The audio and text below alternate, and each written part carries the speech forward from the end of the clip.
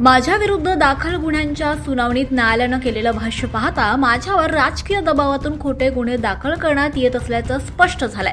मात्र कितीही खोटे गुन्हे दाखल केले तरी माझी प्रतिमा मलिन होणार नाही असा टोला मारत आमदार एकनाथ खडसे यांनी विरोधकांवर टीका केली आहे। ते काय म्हणाले ते पाहूयात। रात्री 12 वाजता 24 वर्षापूर्वी घडलेल्या घटनेच्या संदर्भामधला एक FIR चमेलीबाई तायडे यांनी माझ्यावर दाखल केला आणि या FIRमध्ये त्यांनी आरोप केला की नाथाभाऊंनी महारवतांची जमीन हडप केली, नंतर त्या ठिकाणी फसवणूक करून कागदपत्राची फेरफार केली, जमिनीच्या संदर्भात आम्हाला पैसे सांगितले, जादाचे देऊ पण पैसे दिले नाही जादाचे, असं 25 वर्षानंतर त्यांनी पण FIR दाखल केली। त्याच्यामध्ये त्यांनी हरिजन ॲक्ट ॲट्रॉसिटी ॲक्टसुद्धा लावला। आता या संदर्भात ॲट्रॉसिटी ॲक्ट लावल्यामुळे कोर्टामध्ये जाऊन मी अटकपूर्व जामिनासाठी अर्ज केला। अर्ज केल्यानंतर आता न्यायालयाने अटकपूर्व जामीन मंजूर करत असताना काही गोष्टींचं ऑब्झर्वेशन न्यायालयाने स्वतःच केलेलं आहे।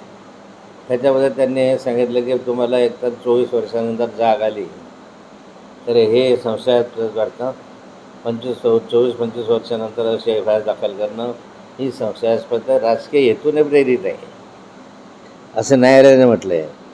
नंतर यामध्ये ॲट्रॉसिटीचा संदर्भ नाही, ही बाब संशयास्पद आहे, त्यामुळे या संदर्भामधला अटकपूर्व जामीन देण्याचा अधिकार मला आहे।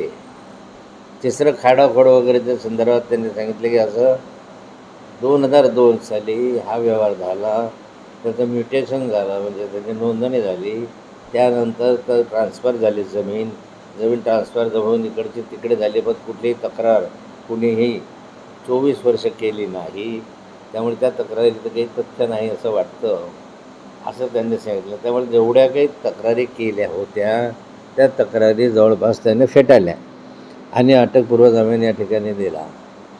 माझ्यावर गुन्हे दाखल करण्यासाठी आमचे विरोधक जंगजंग पछाडतात। त्या दिवशी रात्री 12 वाजता आमदारही त्या ठिकाणी गेले होते, काही लोक त्या ठिकाणी जाऊन पोलिसवर दबाव आणला। बरोबर रात्री 12 वाजता 12 वाजून 1 मिनिटाने 11 वाजून 59 मिनिटांनी बरोबर 12 वाजता असा गुन्हा दाखल केला। खोटे नाटे गुन्हे दाखल करून नाथाभाऊची प्रतिमा मलिन करण्याचं काम हे करताय, पण यामुळे अशा खोट्या तक्रारींमुळे नाथाभाऊची प्रतिमा मलिन होणार नाही। त्यांनी अनेक माझ्या विरुद्ध सत्तेचा दुरुपयोग करून तक्रारी दाखल केलेल्या आहे, पण या तक्रारीमध्ये कुठलंही तथ्य नाही, हे पुढच्या कालखंडात तुमच्या लक्षात येईल। हे भूमिका काय राहणार आहे, आपण न्यायालयीन लढतो आहे आणि न्यायालय आपल्या बाजूला निर्णय देत आहे, त्यामुळे यांच्याच थोबाडीमध्ये चांगलं मारता आहे। आपण स्वतःने करत न्यायालय थोबाडीमध्ये मारून राहिलेलं आहे। यांच्या लाज असेल शरम असेल तर त्यांनी बघावं ना, ते त्यांना थोडी लाज शरम बाकी असेल तर। 24 लाईव्ह महाराष्ट्र न्यूजसाठी पंकज तायडे, मुक्ताईनगर।